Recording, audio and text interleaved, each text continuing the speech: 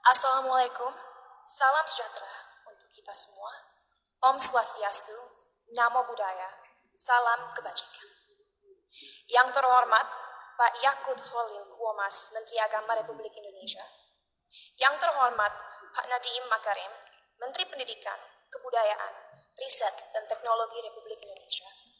Yang terhormat Pak Muhammad Tito Karnavian, Menteri Dalam Negeri Republik Indonesia, yang hari ini diwakili oleh Dirjen Polpum Bapak Dr. Bahtiar, Masters of Science.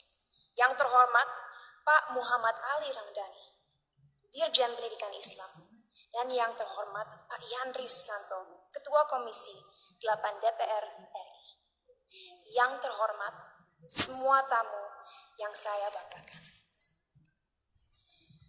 Sungguh sebuah kehormatan bagi saya diundang malam ini untuk mewakili generasi muda Indonesia dalam mengekspresikan opini kami mengenai moderasi beragama.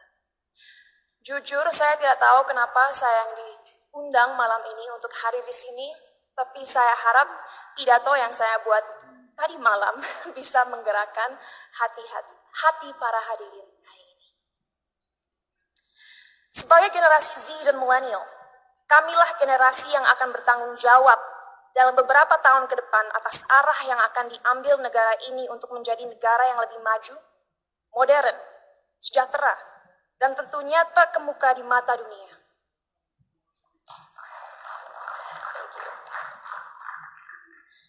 Tapi nilai-nilai apa saja yang harus kita terapkan kepada masyarakat Indonesia agar mimpi-mimpi ini bisa terrealisasi?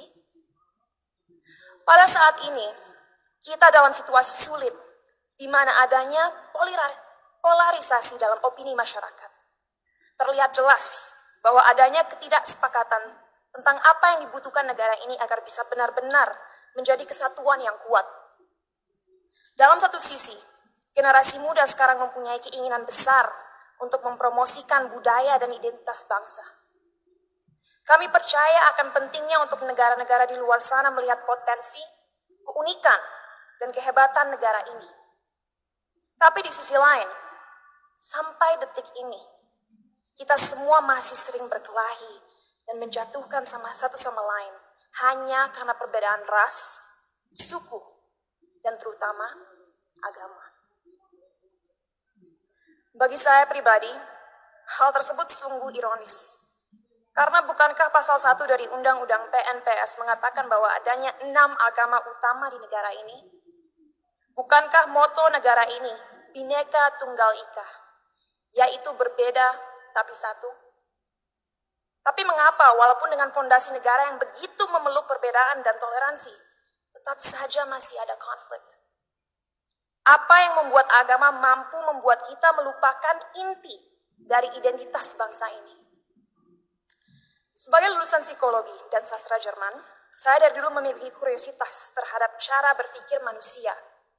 Oleh karena itu, pengetahuan tersebut saya perdalam dengan mempelajari filosofi.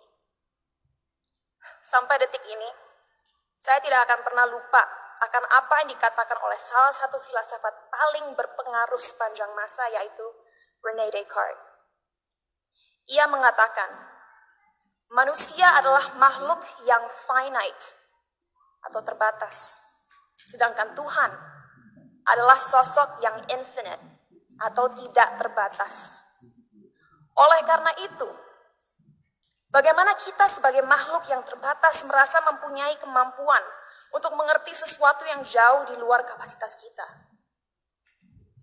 Bagaimana kita sebagai makhluk yang terbatas bisa memahami esensi dari sesuatu yang tidak terbatas? Inilah salah satu akar dari masalah yang kita miliki dalam masyarakat Indonesia sekarang. Karena pemahaman yang terbatas dan pemikiran yang tidak kritis, orang-orang terjebak dalam cara berpikir di mana mereka telah memanusiakan Tuhan. Merasa memiliki hak dalam mendikte kemauan Tuhan, merasa tahu pikiran Tuhan, dan merasa berhak bertindak atas nama Tuhan. Inilah yang akhirnya seringkali berubah menjadi sifat radikal. Dalam perbincangan saya beberapa waktu lalu dengan Habib Hussein Jafar, kami berdua sepakat bahwa bahaya yang masyarakat kita alami sekarang adalah mengatasnamakan Tuhan untuk kepentingan pribadi. Menyesatkan generasi penerus bangsa dengan prinsip hidup yang sebenarnya tidak ada dalam Holy Scriptures atau kitab suci agama. Kenapa bisa seperti itu? Karena kita kurang membimbing dan memberikan masyarakat tools yang dibutuhkan agar bisa memahami sebuah ajaran dengan akal kritis. Sehingga mereka menjadi tersesat dalam cara berpikir mereka dan lupa akan pentingnya menyeimbangi segala ilmu yang dipelajari dan dimiliki dengan nilai-nilai yang ada dalam budaya, sains, ataupun aliran pemikiran lainnya. Saat saya masih bersekolah dulu, saya ingat sekali diharuskan untuk membaca kitab suci berbagai agama dari segi literatur dan juga filosofi. Sehingga saya diberikan kesempatan untuk bisa memahami keindahan setiap agama dan sadar bahwa pada akhirnya fungsi terbesar agama adalah satu, yaitu untuk membimbing kompas moral manusia, untuk mengingatkan manusia bahwa kita harus memperlakukan satu sama lain dengan hormat, bahwa kita harus bersyukur dan bahwa kita semua harus sadar bahwa waktu kita di dunia ini hanyalah singkat dan terbatas. Oleh karena itu, ingatlah untuk selalu menjadi seseorang yang rendah hati dan siap membantu satu sama lain. Jadi, apa yang harus dilakukan ke depannya agar bisa melawan segala kebohongan yang ada? Apa yang kita bisa lakukan untuk memberdayakan rakyat bangsa ini? Saya rasa jawabannya cukup jelas. Satu, penting sekali kita segera mengingatkan kembali saudara-saudara kita akan indahnya, kayanya, dan uniknya budaya-budaya yang kita miliki di negara ini. Sejak usia dini penting kita mengenalkan budaya negara ini tidak hanya di sekolah, tapi juga melalui media dan semua platform digital yang ada. Sebuah hal yang krusial untuk disadari bagi generasi muda akan relevannya budaya kita di dunia yang semakin modern. Our culture is cool, not old school. Kedua, ajaran agama yang ada dalam sistem pendidikan harus adil dalam merepresentasikan agama-agama yang ada di negara ini.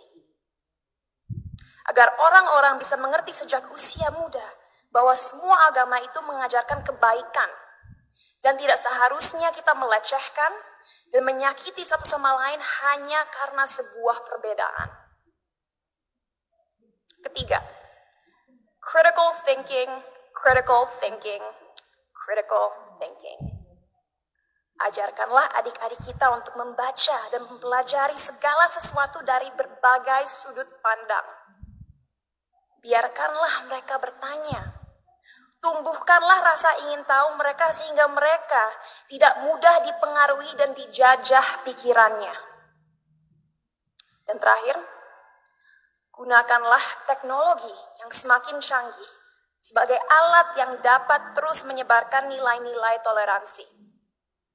Agar negara ini bisa kembali menjadi Indonesia sejati.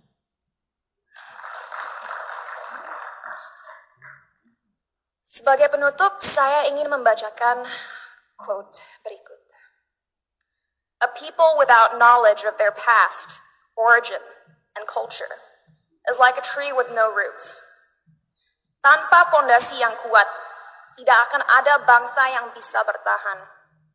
Oleh karena itu, ayo kita bersama-sama menjelmakan lambang Garuda dimanapun kita berada.